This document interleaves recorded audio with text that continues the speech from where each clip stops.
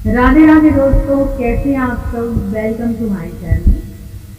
तो दोस्तों, जैसा कि अभी तक आपने सुना बहुत से लोगों से कि जीवन वापस आते हैं, लेकिन कुछ फेमिनाइन जो ये मानती हैं कि उन्होंने हर तरह का इनर वर्क कर लिया, लेकिन अभी तक उनके डीएम उनके पास वापस नहीं आए हैं। उसे हर तरह का 100% दे दिया है। तो सबसे पहले आप ये देखिए कि क्या आपने अपने आसपास के जितने भी ट्रिगर हैं, अभी तक जो डीएम ने आपको ट्रिगर दिया, बात ये है कि जब एक फेमिनाइन अपने घर परिवार में होते हुए अपने रिश्तेदारों से, दुनिया से, हर तरह के रिश्ते से, मतलब जो भी लोग हैं आपके आसपास से, सभी से फेमिनाइन को एक बार ट्रिगर जरूर होता है। और उस ट्रिगर में जिस दिन जब हम एक फेमिनाइन ये सोच लेती है कि जब सामने से थप्पड़ पड़ रहा है, सामने से मार पड़ रही है, सामने से आपको बुरा भला कहा जा रहा है, सामने वाला इंसान आपको बेहद मतलब अपमानित करके आपको अच्छा साबित नहीं कर रहा, उसके बावजूद भी जब एक फेमिनाइन इस बात को अपने मन से नहीं लगाती, जब वो फेमिनाइन सामने वाले को ईश्वर रूपी समझ के उस इंसान को माफ तो एक जो हमारे अंदर है, जो एक फेमिनाइन है, वो नेचुरली उसके अंदर कुछ भी नहीं होता, किसी के लिए भी कोई गिल्ट, कोई नफरत, कोई गुस्सा, नाराजगी, ये चीजें तो कभी रहती नहीं। 2 घड़ी के लिए उसको दुख लगता है, लेकिन वो कभी भी ऐसी फेमिनाइन जो अपनी तपस्या के बहुत अच्छे स्थान पर पहुंच चुकी है, अपनी तपस्या को बहुत अच्छे तरीके से निभा रही है, वो फेमिनाइन कभी भी किसी ट्रिगर के आने पर, किसी भी इंसान, ये ट्रिगर आपको किसी से भी मिल सकता है, जब खासकर कि आपको अपमानित किया जाएगा हर जगह से, लांछन लगना, बहुत सारी ऐसी चीजें जो आपने की ही नहीं लेकिन फिर भी आपके साथ होना, तब ऐसे में फेमिनाइन रो लेती है, अपने अंदर अपने आंसू पी जाती है, लेकिन उसके बावजूद भी वो सामने वाले इंसान के प्रति कभी भी बुरा विचार नहीं रखती, और उसके मन में ये कभी नहीं आता कि वो सामने वाले इंसान ने उसके साथ बुरा किया। ऐसे में ऐसी फेमिनाइन हमेशा यही अंदर से हाथ जोड़कर डिवाइन को यही कहती है कि हो सकता है कि मेरी यहाँ पर कोई गलती रही हो, या कोई मेरा किसी पास्ट कर्मा को खत्म करने के लिए आपने आज ये ट्रिगर मुझे किया, इसके लिए थैंक यू। अगर मैं आज दुखी हूँ, या आज मेरे को किसी बात का दुख लगा है, या जहां से मैंने सोचा भी नहीं था वहां से मुझे ये ट्रिगर मिला है, यहाँ वहां से मुझे अपमानित किया गया है, तो ऐसे में हो सकता है कि ये मेरा ही कोई पास्ट कर्मा रिलीज करने के लिए ईश्वर रूपी इंसान में मतलब आप इंसान में आकर आपने मेरे उस कर्म को रिलीज किया है, इसके लिए मैं आपको थैंक यू करती हूँ। जब फेमिनाइन ऐसी सिचुएशन में आ जाती है कि जब भी उसको छोटा बड़ा कोई भी अच्छा बुरा कहने पर वो उस इंसान में सिर्फ ईश्वर का वास देखती है, कभी भी ये नहीं सोचती कि मेरा ये रिश्ता, इस रिश्ते ने मुझे मेरे साथ ऐसा किया, या इस इंसान ने मेरे साथ ऐसा किया, और उसके लिए भला बुरा नहीं सोचती या समझती, या मन में उसके लिए नफरत नहीं रखती। तो तब ऐसे में ईश्वर हमेशा ऐसी फेमिनाइन को ये ट्रिगर तब करने आते हैं जब वो फेमिनाइन अपनी तपस्या को पूरी तरह से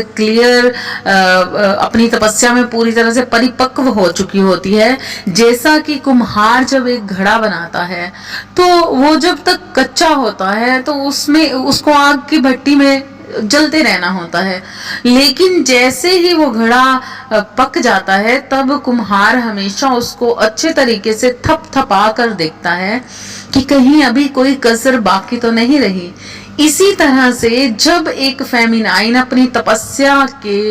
हर लेवल को पार कर लेती है प्योरिटी से, इसलिए नहीं कि उसे डीएम चाहिए, सिर्फ इसलिए क्योंकि वह मन से इतनी अच्छी होती है, वो अपने मन से अपने ईश्वर को अपने अंदर मतलब हर इंसान के जो अंदर ईश्वर है, तो उसको जगाने के लिए हमें एक शुद्धता में, पवित्रता में और अपनी मानसिक स्थिति में जो हमारे आसपास जो घट रहा है उसको डिलीट करके एक स्वच्छता लानी होती है हमारी मानसिक स्थिति में। तो जब एक फेमिनाइन ऐसी सिचुएशन में आ जाती है तब वो देखती है कि उसके सेपरेशन जो होते हैं डीएम के साथ वो बहुत छोटे होने लग जाते हैं, कम समय के होने लग जाते हैं। जिस तरह से पार्वती मैया ने 3000 वर्षों तक तपस्या की, इसी तरीके से हर फेमिनाइन के साथ जब वो जिस तरीके के कर्मास में लिप्त होती है उसी तरीके के कर्मास, जैसे कि उसे 3 साल का सप्रेशन भी सहना पड़ता है, 3 दिन का सप्रेशन भी होता है, 3 महीने का भी होता है, और लास्ट में जब वो अपनी तपस्या को बड़े शिद्दत से, मन से निभाती है तो उसका सप्रेशन 3 घंटे का रह जाता है। मतलब ये जैसे जैसे सप्रेशन कम होते जाते हैं आप देख सकते हैं, तब इससे पता चलता है कि फेमिनाइन अपने सही पाथ पे हैं। जब भी डीएम आते और जाते रहते हैं, इसका मीनिंग ये है कि वो जब आते हैं तो वो घड़े को थपथपाने के लिए डिवाइन आते हैं कि क्या अभी आप में वो मजबूती आ गई है जो आप इस पूरे संसार को झेल सके। और जब कहीं पे थोड़ी सी कमी दिखाई देती है तो तब आपको दोबारा से उस भट्टी में बिठा दिया जाता है ताकि आप और अच्छे तरीके से सॉलिड हो जाएं, ताकि जब ईश्वर रूपी आप दूसरों में ईश्वर का स्वरूप देखना शुरू कर दे, अपने अंदर ईश्वर को जागृत करें, तो देखें कि चारों तरफ ईश्वर ही है, हमारा विरोध या क्रोध किसके लिए है। तो इस तरीके से जब आप पवित्र हो जाते हैं तभी आपको सोल पर्पस निभाने के लिए तैयार किया जाता है, ताकि आप वो प्योर सोल बने जो दुनिया को कुछ दे सके, जैसे शिव ने दिया, कृष्णा ने दिया, राधा रानी ने दिया। तो जब संसार में परमेश्वर अपनी शक्तियों के द्वारा हर इंसान को उज्जवल और शाइन करना चाहता है तो तब उस इंसान को कठोर तपस्या, अग्नि में से निकलकर अच्छे तरीके से परिपक्व होना ही पड़ता है। तो जो फेमिनाइन आग की भट्टी में बैठकर भी कभी विरोध भाव नहीं रखती, जो फेमिनाइन इतने बुरी सिचुएशन को भी भगवान की रजामंदी समझकर भले ही आंखों में आंसू है लेकिन खुशी से निभा जाती है, उन डिवाइन फेमिनाइन के डीएम उनको बहुत जल्दी उसी तरीके से मिल जाते हैं जिस तरीके की उनकी तपस्या को वो आगे बढ़ाती हैं। वो जितनी जल्दी तपस्या को, अपनी अंदर की प्योरिटी को, अपने परिपक्वता को पूर्ण करती हैं, उतने ही जल्दी उनके डीएम उनके पास वापस आ जाते हैं। क्योंकि कभी भी किसी इंसान के पास इंसान नहीं आता, जब आप ईश्वर बन जाते हैं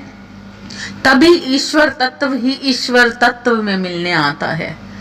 तो इसीलिए डीएम को कभी भी एक इंसान के रूप में ना देखकर जिस दिन आप डिवाइन स्वरूप में समझने लग जाते हैं तो डिवाइन कभी भी आपको दुख नहीं देता, कभी भी आपसे अलग नहीं है, वो हमेशा आपके अंदर है, आपके साथ हैं, आपके हर पल सांसों में है। आई होप कि आपको ये जानकारी पसंद आई होगी। प्लीज लाइक एंड सब्सक्राइब करना ना भूलिएगा ताकि आपको नेक्स्ट जानकारियां, जो भी आपके क्वेश्चंस हो उनके आंसर्स मिल सकें। Thank you so much.